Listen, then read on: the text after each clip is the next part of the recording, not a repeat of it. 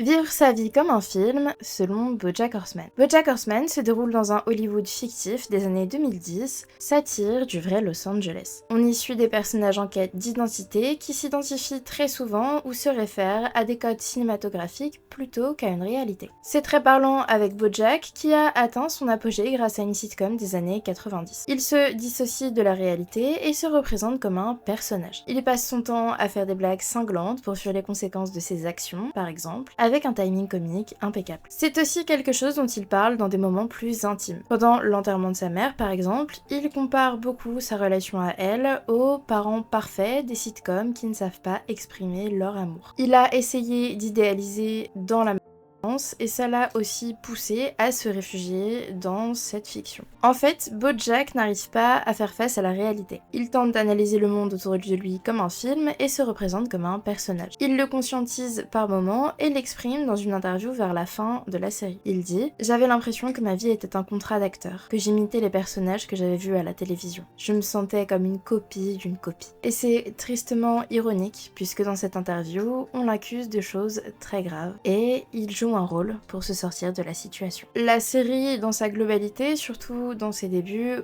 est aussi montée comme une sitcom. Et si on aime cette série, c'est au-delà de toute sa profondeur, pour son aspect pop culture, qui aime cette culture mais qui la critique aussi. On a vraiment une tonne de métaphores et de comparaisons à la fiction hollywoodienne de tous les personnages. Et ce qui est significatif à la fin de la série, c'est que ceux qui s'en sont sortis le mieux sont sortis de cette bulle. Le développement de BoJack insiste sur le fait qu'un personnage fait du bien aux autres mais pas à soi, sur le long terme. L'exemple encore plus parlant, c'est Mr. Peanut Butter. Je vous redirige vers ma vidéo sur Mr. Peanut Butter qui explique tout son fonctionnement. Abonne-toi pour plus d'analyses de BoJack Horseman et de contenu pop culture en général.